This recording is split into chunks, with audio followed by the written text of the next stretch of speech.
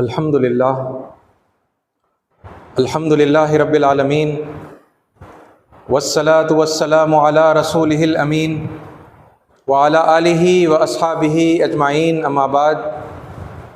मेरे मोअज़्ज़ज़ सामईन, अस्सलामु अलैकुम व रहमतुल्लाहि व बरकातुहू। फ़अऊज़ु बिल्लाहिस समीइल अलीम मिनश शैतानिर रजीम। बिस्मिल्लाहिर रहमानिर रहीम। बिल बय्यिनाति वज़्ज़ुबुर व अंज़लना इलैका ज़िक्रा लितुबय्यिना लिन्नासि मा नुज़्ज़िला इलैहिम। सदक़ल्लाहुल अज़ीम व सदक़ रसूलुहुन नबियुल करीम व नहनु अला ज़ालिका मिनश शाहिदीन। सबसे बेहतरीन तारीफ़, बढ़ाई और बुज़ुर्गी सज़ावार है अल्लाह रब्बुल आलमीन के लिए, जो मेरा और आपका और इस पूरी कायनात का तन्हा खालिक, मालिक, राज़िक़ और परवरदिगार है। और हज़ारों लाखों सलात व सलाम हो अल्लाह के तमाम ऋषियों पर, तमाम पैगंबरों पर और अल्लाह के आखिरी पैगंबर हज़रत मोहम्मद मुस्तफ़ा सल्लल्लाहु अलैहि वसल्लम पर, जिन्होंने अल्लाह का सच्चा पैगाम अल्लाह के बंदों तक पहुँचाया और उसका हक़ अदा किया। अज़ीज़ साथियों, अल्लाह के प्यारे नबी हज़रत मोहम्मद मुस्तफ़ा सल्लल्लाहु अलैहि वसल्लम रहमतुल लिल आलमीन हैं, सारे जहानों के लिए रहमत हैं। और आपकी मोहब्बत और आपकी दर्दमंदी सारे इंसानों के लिए और सारे जहानों के लिए थी।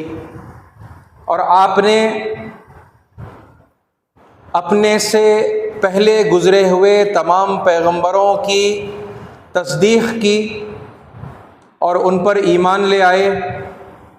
और सारे पैगंबरों पर ईमान लाना ईमान का ज़रूरी हिस्सा अल्लाह ताला ने बनाया। और इसी तरह से अल्लाह ताला ने जितने सहीफ़े, जितनी आसमानी किताबें, स्क्रिप्चर्स, डिवाइन स्क्रिप्चर्स जो कुरान मजीद से पहले नाजिल किए थे, तो मोहम्मद सल्लल्लाहु अलैहि वसल्लम के ज़रिए से अल्लाह ताला ने तमाम सहीफ़ों की तस्दीक़ और उन पर ईमान लाने का हुक्म ईमान वालों को दिया है। मैंने इससे पहले आपके सामने पिछले जुमा के अंदर अल्लाह के नबी सल्लल्लाहु अलैहि वसल्लम की बैसत के हवाले से एक आयत पेश की थी कि या अहलल किताब, कि ऐ किताब वालो, लक़द जाअकुम रसूलुना, दर हकीकत तुम्हारे पास हमारा रसूल आ गया है। युबय्यिनु लकुम कसीरम मिम्मा कुंतुम तुख्फूना मिनल किताब, वो तुम पर बय्यन करता है, वो तुम पर वाज़े करता है वो बहुत कुछ जो तुम किताब में से छुपाते हो। व याफ़ु अन कसीर, और एक बड़े हिस्से से वो दरगुज़र फरमाता है, वो अफ़ू कर देता है। तो अजीज़ साथियों, इस आयत के हवाले से मैंने आपके सामने ये बात रखी थी। आयत के अंदर ख़ुद वाज़े है, आयत की नस से बात समझ में आती है और तर्जुमे से भी बात बिल्कुल वाज़े है कि रसूलुल्लाह सल्लल्लाहु अलैहि वसल्लम साबिक़ नाजिल होने वाली जो किताबें हैं उनको बय्यन करने, उनका सही माना और मफ़हूम बताने के लिए मबूस फरमाए गए थे। अजीज़ साथियों, बिल्कुल इसी तरह अल्लाह के आखिरी पैगंबर हज़रत मोहम्मद मुस्तफ़ा सल्लल्लाहु अलैहि वसल्लम पर जो किताब अल्लाह ताला ने नाजिल की, और वो आखिरी किताब है क्योंकि अल्लाह के नबी मोहम्मद सल्लल्लाहु अलैहि वसल्लम के बाद रिसालत का, नबूवत का जो सिलसिला है वो ख़त्म हो जाता है। इस आखिरी किताब के मकसद के सिलसिले में ये किताब क्यों भेजी गई है ना, इसका काम क्या है, इस सिलसिले में जो बातें अल्लाह ताला ने कुरान मजीद के हवाले से ख़ुद कुरान मजीद में ही बताई हैं, उसमें से एक अहम तरीन बात इस मौके पर मैं आपके सामने रखूँगा। और वो आयत जो मैंने अभी इब्तिदा में आपके सामने तिलावत की कि बिल बय्यिनाति वज़्ज़ुबुर, बय्यनात में भी है और ज़ुबर में भी है। ज़बूर स्क्रिप्चर को कहते हैं, ज़ुबर स्क्रिप्चर्स की जमा है, तो ज़ुबर में भी है बिल बय्यनाती व ज़ुबर। ये कहकर फिर अल्लाह ताला ने आगे इरशाद फरमाया, व अंज़लना, और हमने नाजिल किया, इलैका ज़िक्रा, आप पर, आपकी तरफ हमने भेजा, नाजिल किया, अज़्ज़िक्र को, यानी यहाँ पर अज़्ज़िक्र से मुराद कुरान मजीद है। और आगे इस आयत में अल्लाह ताला कुरान मजीद को नाजिल करने का मकसद ऐन बता रहे हैं। व अंज़लना इलैका ज़िक्रा लितुबय्यिना लिन्नासी, ताकि लोगों पर वाज़े कर दिया जाए। क्या वाज़े कर दिया जाए?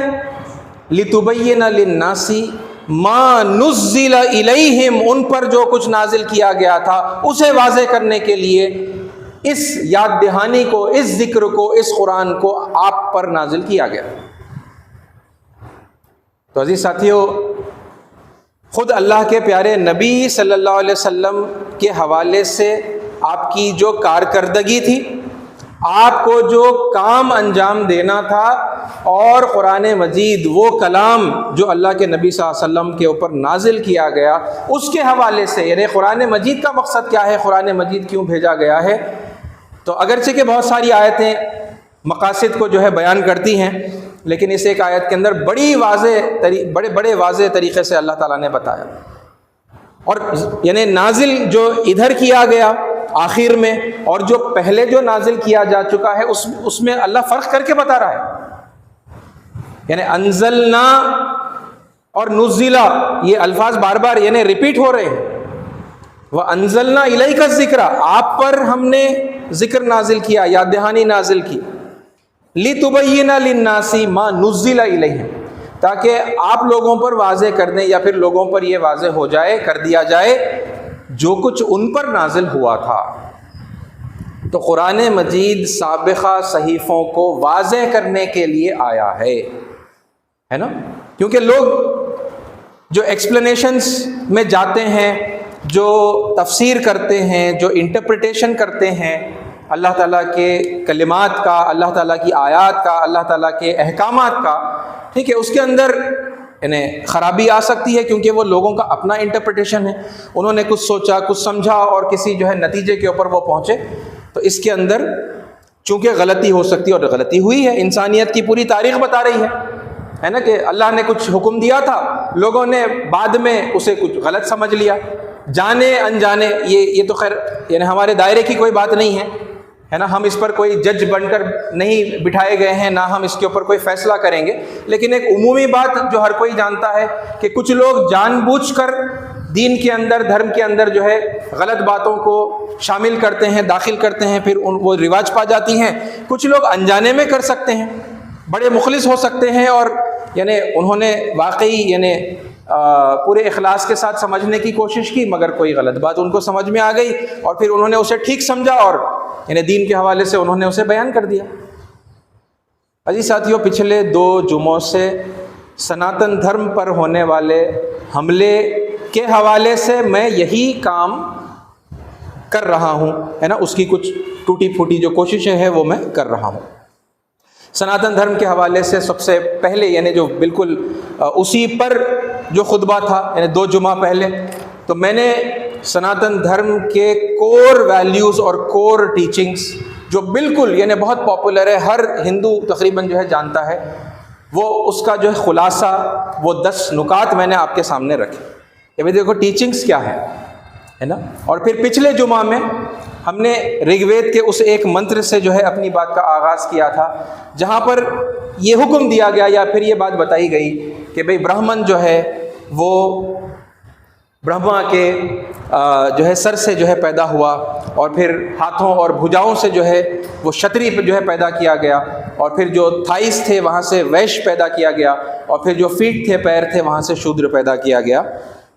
तो ये जो बात आई है ना, तो उसका फिर स्वामी विवेकानंदा के हवाले से मैंने उनका इख्तिबास बाज़ाब्ता मैंने अंग्रेज़ी में पूरा पढ़ा है ना, कि एज़ इट इज़, क्योंकि मतलब वो बताने में फिर कोई ताकि इन्हें गलती ना हो जाए, कोई कमी बेशी मेरी तरफ से ना हो जाए, मैंने उसे एज इट इज़ पढ़ा और फिर कुछ मुख्तसर अपने अल्फाज में मैंने उसका खुलासा किया, जिसमें उन्होंने बिल्कुल वाज़े अल्फाज में, वाज़े अंदाज में बताया है कि ये कोई जन्म से जो है बंधा हुआ ये जात पात का मामला नहीं है, बल्कि ये इंसान के जो एट्रीब्यूट्स होते हैं, उसके अंदर जो क्वालिटीज़ होते हैं, वो उसकी बिना पर होता है, वो समाज के लिए ज़रूरी है ना, एन फितरी है, एन नेचुरल है।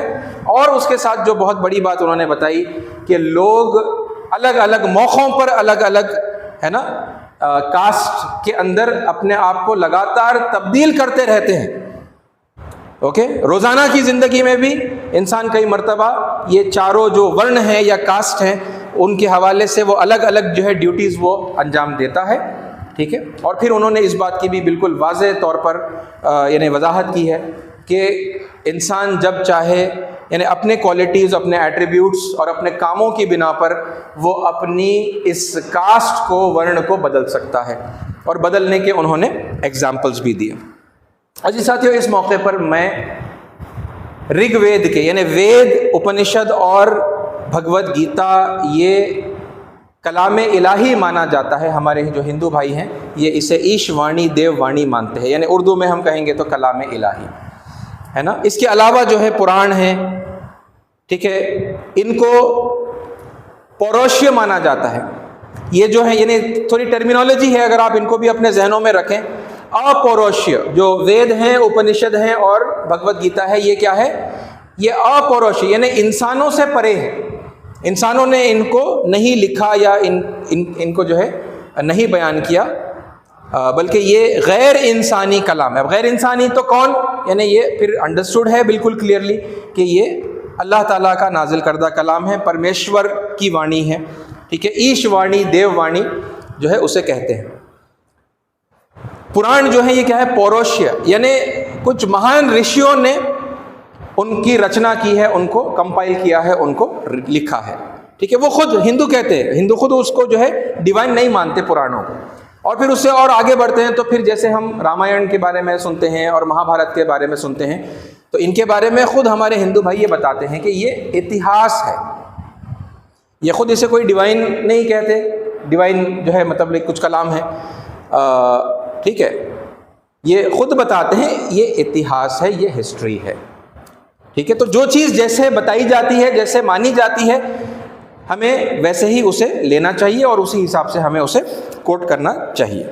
ठीक है, इस मौके पर मैं आपके सामने ऋग्वेद के हवाले से जो है 3 मंत्र बता रहा हूँ। और ये मंत्र सुनने से पहले भी एक और अहम बात जो हमें अपने जहन में रखनी चाहिए कि देखिए, किसी भी कलाम को जब हम पढ़ते हैं और समझते हैं, कोई भी किताब को भी, कोई भी इंसान की लिखी हुई किताब को भी अगर हम पढ़ेंगे और समझेंगे, तो ये हमें ये बात को मलहूज़ रखना ज़रूरी है कि हमें कंप्लीट जो टीचिंग्स दी गई हैं उस किताब के अंदर, है ना, उन पूरों पर नज़र रखते हुए कोई कमेंट्री जो है हमें करनी चाहिए। कहीं से कोई एक मंत्र हमने ले लिया, कोई एक आयत कुरान की अलग से ले ली, अब उसको उसके कॉन्टेक्स्ट से दूर कर दिया और फिर कुरान मजीद में या फिर वेदों में या बाइबल के अंदर मुख्तलिफ मकामात के ऊपर उस एक आयत या वर्स या मंत्र वगैरह के हवाले से और क्या बातें जो है बताई गई हैं, और कंप्लीट पिक्चर क्या है उसको इग्नोर करके एक टुकड़ा लेकर फिर अब उसके बाद उसका मिस इंटरप्रिटेशन करना, उस पर ऑब्जेक्शन करना, उसको कंडेम करना, ये बिल्कुल नामुनासिब बात है ना। टीचिंग्स को देखें तो फिर ओवरऑल देखें, है ना, पूरी यानी नज़र हम डालें और फिर ओवरऑल जो टीचिंग्स दी गई हैं उसके अंदर फिर वो जो बात जो नामुनासिब मालूम हो रही है तो फिर उसकी क्या तौजी तशरीह होगी, उसकी क्या तावील होगी, उसका क्या इंटरप्रिटेशन होगा, है ना। उसमें भी मैंने आपके सामने जैसे बताया कि भाई एक करेक्ट इंटरप्रिटेशन भी होता है और एक फॉल्स इंटरप्रिटेशन भी होता है ना। तो फिर सही इंटरप्रिटेशन क्या होगा, है ना, आप कंप्लीट पिक्चर में रखकर देखेंगे तो बड़ी आसानी से समझ में आएगा, और यानी फॉल्स इंटरप्रिटेशन अपने आप जो है नुमायाँ हो जाएगा, जिससे हम छोड़ देंगे फॉल्स को और जो ट्रूथ है उसे हम इख्तियार कर लेंगे। तो अब मैंने लास्ट टाइम चूंकि आपके सामने बस वो एक मंत्र पढ़ा था, है ना। और फिर स्वामी विवेकानंदा के हवाले से उन्होंने उसको कैसे समझाया है वो मैंने आपके सामने पेश किया था। अब आप देखें कि यानी वेदों में और क्या तालीम है। इस मौके पर वेद में रख रहा हूँ, इंशाल्लाह आइंदा मौका रहेगा तो मैं गीता वगैरह से भी आपको बताऊंगा। देखिए एक बहुत खूबसूरत बात, ऋग्वेद के पहले मंडल में 45वें सूक्त में पहला मंत्र है, जिसका एक हिस्सा मैं आपके सामने पढ़ रहा हूँ कि जन्म मनु जातम, जन्म मनु जातम, सारे इंसान मनु की संतान है। All are the progeny of Manu. यानी वहां किसी को सर से, किसी को भुजाओं से, किसी को जो है थाइस से और किसी को पैरों से पैदा किया गया, वहां बताई गई है ना एक बात। लेकिन उसके अलावा भी फिर बहुत सारी बातें बताई गई। यहाँ एक बात बताई गई और इस पर तो बाज़ाब्ता अलग से मैंने यानी आपके सामने तफसीली खुतबा रखा था, है ना, कि हमें अपने खून के रिश्ते जोड़ने चाहिए और यूनिवर्सल ब्रदरहुड का जो रिश्ता है या ग्लोबल ब्रदरहुड का जो रिश्ता है वो यानी पहले पिता और पहले माता से अगर हम जोड़ लें तो फिर वो रिश्ता जुड़ जाएगा। और वही बात यहाँ पर ऋग्वेद के इस मंत्र के अंदर जो है बयान की गई है कि जन्म मनु जातम, कि all are the progeny of Manu. अब सब मनु की संतान है। अब जब सब मनु की संतान है तो फिर यानी उस एतबार से कोई ऊंची जाति का पैदाइश के जन्म के आधार पर और कोई निचली जाति का जन्म के आधार पर नहीं होगा, है ना, क्योंकि सब के सब मनु की संतान है। मनु यानी कि यहाँ पर जो बिल्कुल यानी जिनको हज़रत आदम अलैहिस्सलाम कहा जाता है या एडम कहा जाता है, ठीक है, या फिर आदिम कहा जाता है ना, सबसे पहले जो इंसान थे। और मनु दरअसल एक लक़ब है, तो ऐसे मतलब बहुत सारी महान हस्तियों को ये लक़ब दिया गया, तो यहाँ पर बस उनका नाम मनु जो है वो टाइटल के साथ जो है उनका जिक्र किया गया। कौन है वो हस्ती जिनकी सब औलाद हैं? आप मुसलमानों से पूछिए, वो बताएंगे सैयदना आदम अलैहिस्सलाम। आप ईसाइयों से और हमारे जो जूस हैं उनसे पूछिए, वो बताएंगे कि एडम, है ना, may peace be upon him. और यानी हमारे जो हिंदू भाई हैं आप पूछें तो वो बताएंगे आपको, ठीक है। तो जिन्हें वो शिव जी कहते हैं आमतौर पर, यानी शिव जी भी कहते हैं, शंकर जी भी कहते हैं, सब इंसान उन्हीं की संतान है, ठीक है। ये मैं आपको मेन यानी टेक्स्ट से बता रहा हूँ, ऋग्वेद में से ये एक हवाला आपके सामने मैंने रखा, ठीक है। एक और आप रेफरेंस देखिए, मंडल नंबर 10 है और सूक्त 191 है और मंत्र नंबर 4 है। 10:191:4 है ऋग्वेद का। समानी व आकुति समाना हृदयानी व समानमस्तु वो मनो यथाव सुसहासति। क्या कहा जा रहा है? कॉमन ये जो भक्त हैं, जो इबादत गुजार जो बंदे हैं, वर्शिपर्स जो हैं, उनको मुखातिब करके कहा जा रहा है, कॉमन बी योर इंटेंशन, तुम्हारी नीयतें समान हो, एक जैसी हो। Common be the wishes of your heart, तुम्हारे दिल की जो मुरादें हैं, तुम्हारे दिल की जो तमन्नाएं हैं वो भी समान हो। कॉमन बी योर थॉट्स, तुम्हारी सोच, तुम्हारे ख्यालात भी समान हो, एक जैसे हो। So that there may be through union among you, ताकि तुम्हारे अंदर बिल्कुल पुख्ता एक जहती हो जाए, थरो यूनियन, हम मुत्तहिद हो जाएं कामिल एतबार से, मुकम्मल एतबार से, है ना, ज़बरदस्त जो है इत्तेहाद तुम्हारे अंदर पैदा हो जाए। तो लिहाजा तुम ये सब चीज़ों को बिल्कुल समान रखो। तब क्या तालीम दी जा रही है? समानता की तालीम दी जा रही है, कॉमननेस की, है ना, तालीम दी जा रही है, ताकि हम एक दूसरे से मुत्तहिद हो जाएं। उसका यानी जो रीज़न है वो भी बताया गया।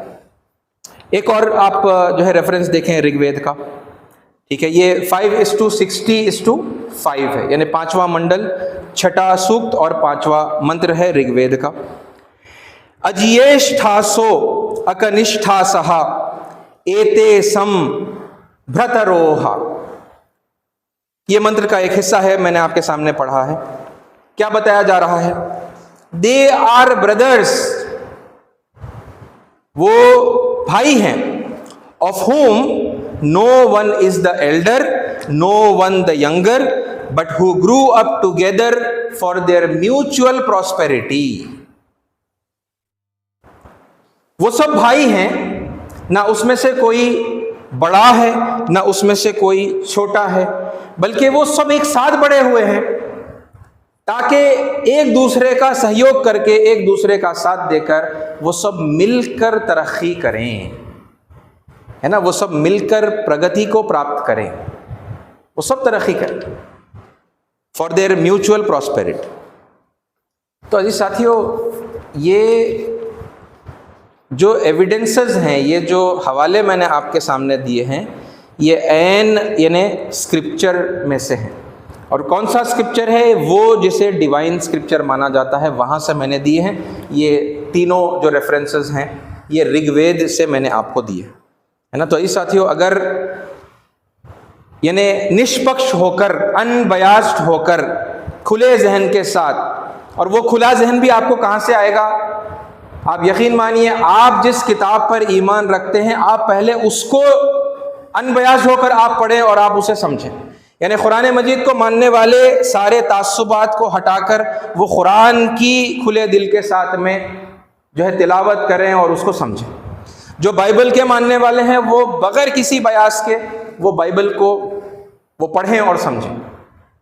और उसमें न्यू टेस्टामेंट और ओल्ड टेस्टामेंट आती है, जो यानी हमारे क्रिश्चियन ब्रदर्स और हमारे जो जूइश हैं, ठीक है, वो किसी भी जो है इसमें से स्क्रिप्चर को वो मानते हैं, है ना। और बिल्कुल इसी तरह हमारे जो हिंदू भाई हैं वो भी यानी बिल्कुल अनबयास्ड होकर वो पहले यानी सनातन धर्म के जो सहीफे हैं, है ना, आसमानी जो ग्रंथ हैं, डिवाइन स्क्रिप्चर जो है वो उनकी जो है तिलावत करें। उनको तिलावत से मुराद जो है वो उनको स्टडी करें, उनको पढ़ें, उनको समझें, उनका मीनिंग क्या है ना। और इन सब में बेस्ट ये होता है कि हम नस से समझें, यानी जो मेन टेक्स्ट है स्क्रिप्चर का वो टेक्स्ट से हम डायरेक्टली समझें। वो नहीं आता तो ठीक है, यानी स्टेप बाय स्टेप भी हम जा सकते हैं, वो नहीं आता तो फिर हम यानी ट्रांसलेशंस की हम ज़रूर जो है मदद लें। पहले अपने सहीफे को समझे ना, और फिर उसके बाद में यानी समझेंगे तो आपका दिल जो है ये विशाल होगा, आपका जो हृदय है वो विशाल होगा, आपका दिल बड़ा होगा, आपकी सोच जो है वो एक नैरो सोच जाकर वो एक ग्लोबल और यूनिवर्सल जो है सोच वो बदलेगी, है ना। एक नैरो माइंडेड इंसान, एक ब्रॉड माइंडेड इंसान बनेगा। वो पहले अपने सहीफे को पढ़े, क्योंकि अगर आज यहाँ खड़े होकर मैं आपके सामने सनातन धर्म के बारे में, है ना, उसे प्रोटेक्ट करने के, उसके डिफेंड करने के बारे में अगर मैं कोई बात कर रहा हूँ तो मुझे ये तालीम कुरान मजीद से मिली। कुरान को जब मैंने ठीक से समझा, क्योंकि यानी ज़िंदगी का एक सफ़र है ना, शुरू में नहीं समझा था ठीक से, शुरू में तो यही समझा था मेरी कुरान, हमारी कुरान यही सही है, बाकी सब बातिल है, सब जो है बकवास है, हक अगर है तो सिर्फ हमारे पास है, ऐसा समझा था मैं, किसी के पास हक नहीं। लेकिन फिर अल्लाह का एहसान है ना, अल्लाह का करम है कि फिर अल्लाह ताला ने सोचने समझने की तौफीक अता की, है ना। और फिर वाकई में जब समझने लगे तो फिर यानी ये समझ में आया कि भाई ये कुरान मजीद तो साबिक़ किताबों को कंडेम नहीं करता बल्कि अटेस्ट करता है। कुरान मजीद तो उनको डिग्रेड करना, उनको कंडेम करने के बजाय उन पर ईमान लाना और ईमान का ऐलान करने की जो है बात करता है। और ख़ुद कुरान मजीद का मकसद ये है कि अल्लाह ने इस ज़िक्र को, इस याद दहानी को नाजिल किया ताकि लोगों पर वो बयान कर दिया जाए जो उन पर नाजिल हुआ था, है ना। तो ये कुरान समझने के बाद ही यानी ये सोच आई है, ठीक है, ये बात करने की ख्वाहिश दिल में पैदा हुई, और फिर उसके ऊपर थोड़ी बहुत जो है कोशिश जो की है तो वो अब आपके सामने रख रहा हूँ। तो इस साथियों, ये काम हम करेंगे, है ना, तो फिर उसके बाद में ये जो एक दूसरे पर कीचड़ उछालने का, एक दूसरे को कंडेम करने का, एक दूसरे से नफ़रत करने का, और फिर अब ये नफ़रतों की दीवार को खड़ा करके, है ना, दूरियों को जो है बनाए रखने का जो मामला है ये ख़त्म होगा। और फिर वो चीज़ पैदा होगी जो वाकई में अल्लाह ताला हर इंसान से चाहता है कि वो एक दूसरे के क़रीब आएँ, है ना, एक दूसरे की खिदमत करें, एक दूसरे के काम आएँ, एक दूसरे से मोहब्बत करें, है ना। अल्लाह ताला ऐसा ही करने की हम सबको तौफ़ीक़ अता फ़रमाए। अल्लाह ताला हक़ बात को सुनने की, समझने की, उसे फिर कबूल करने की, उस पर अमल करने की, और फिर दूसरों तक पहुँचाने की तौफ़ीक़ अता फ़रमाए। आमीन व आखिर दावाना अल्हम्दुलिल्लाहि रब्बिल आलमीन। जो हज़रात सुन्नतें नहीं पढ़ें, सुन्नतें पढ़ लें।